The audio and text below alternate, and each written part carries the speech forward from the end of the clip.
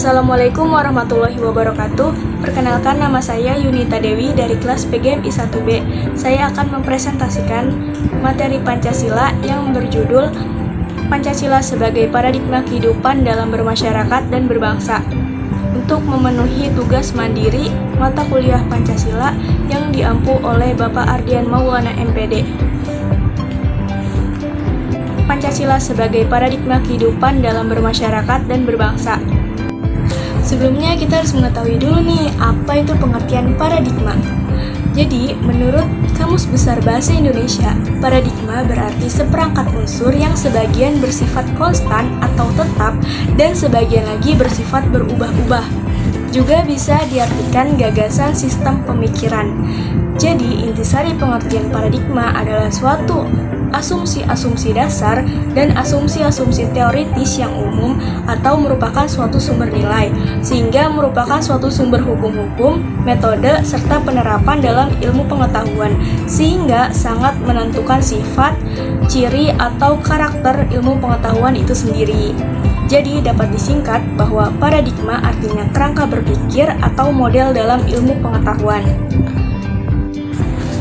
Baiklah, dalam materi kali ini saya akan membahas dua subbab. Yang pertama, Pancasila sebagai paradigma pembangunan, dan subbab yang kedua, Pancasila sebagai paradigma reformasi. Pancasila sebagai paradigma pembangunan akan saya jelaskan ke dalam 6 bidang. Yang pertama, Pancasila sebagai paradigma di bidang politik.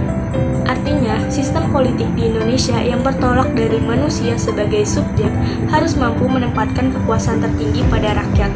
Sistem politik Indonesia yang sesuai Pancasila sebagai paradigma pembangunan adalah sistem politik demokrasi. Berdasarkan hal tersebut, sistem politik Indonesia harus dikembangkan atas asas kerakyatan, yaitu yang terletak pada sila keempat Pancasila. Pengembangan selanjutnya adalah sistem politik didasarkan pada asas-asas moral dari sila-sila Pancasila. Oleh karena itu, secara berturut-turut, sistem politik Indonesia dikembangkan atas moral ketuhanan, moral kemanusiaan, moral persatuan, moral kerakyatan, dan moral keadilan. Perilaku politik dari warga negara Indonesia merupakan perilaku politik yang santun dan bermoral. Yang kedua, Pancasila sebagai paradigma di bidang hukum. Artinya, Pancasila merupakan sumber dari segala hukum. Dengan demikian, semua peraturan perundang-undangan di Indonesia tidak boleh bertentangan dengan Pancasila sebagai dasar negara. Dengan demikian, substansi hukum yang dikembangkan harus merupakan perwujudan atau penjabaran sila-sila yang terkandung dalam Pancasila.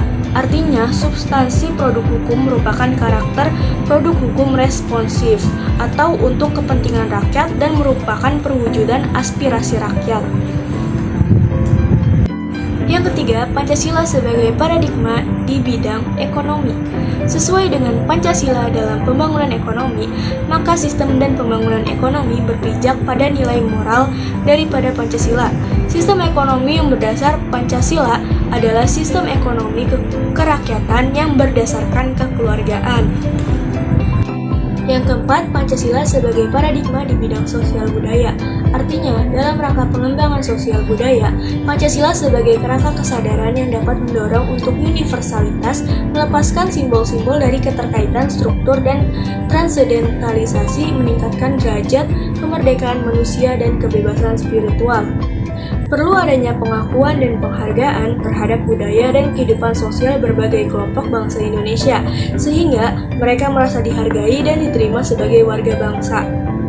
Dengan demikian, pembangunan sosial budaya tidak menciptakan kesenjangan, kecemburuan, diskriminasi, dan ketidakadilan sosial. Yang kelima, Pancasila sebagai paradigma di bidang hubungan antar umat beragama.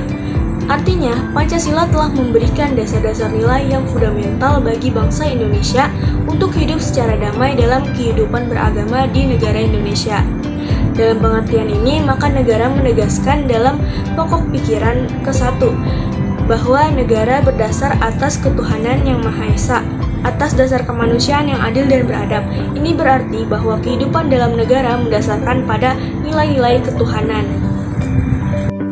Yang keenam, Pancasila sebagai paradigma di bidang ilmu pengetahuan, dan teknologi. Artinya, Pancasila telah memberikan dasar-dasar nilai bagi pengembangan ilmu pengetahuan dan teknologi sebagai hasil kebudayaan manusia, yaitu harus didasarkan pada moral, ketuhanan, dan kemanusiaan yang adil dan beradab. Di subbab yang kedua, yaitu Pancasila sebagai paradigma reformasi. Nah, sebelumnya kita harus mengetahui dulu nih, apa itu reformasi. Nah, reformasi secara umum berarti perubahan terhadap suatu sistem yang telah ada pada suatu masa. Pancasila sebagai paradigma reformasi artinya proses reformasi harus memiliki landasan dan sumber nilai yang jelas dan merupakan arah, tujuan, serta cita-cita, yaitu nilai-nilai yang terkandung dalam Pancasila sebagaimana tujuan awal cita-cita para pendiri bangsa terdahulu. Jadi, kesimpulannya adalah Pancasila merupakan asas normatif untuk kehidupan bermasyarakat, berbangsa, dan bernegara. Pancasila adalah tonggak yang dijadikan sebagai paradigma atau kerangka berpikir masyarakat dalam menjalani kehidupan yang berkenaan dengan kegiatan sosial dari berbagai aspek yang ada dalam kehidupan bermasyarakat, berbangsa, dan bernegara. Aspek-aspek tersebut meliputi aspek politik, sosial budaya, ekonomi, hukum, kehidupan beragama, dan ilmu pengetahuan dan teknologi. Sekian video presentasi dari saya, semoga materi yang telah saya sampaikan dapat bermanfaat bagi kita semua. Terima kasih. Wassalamualaikum warahmatullahi wabarakatuh.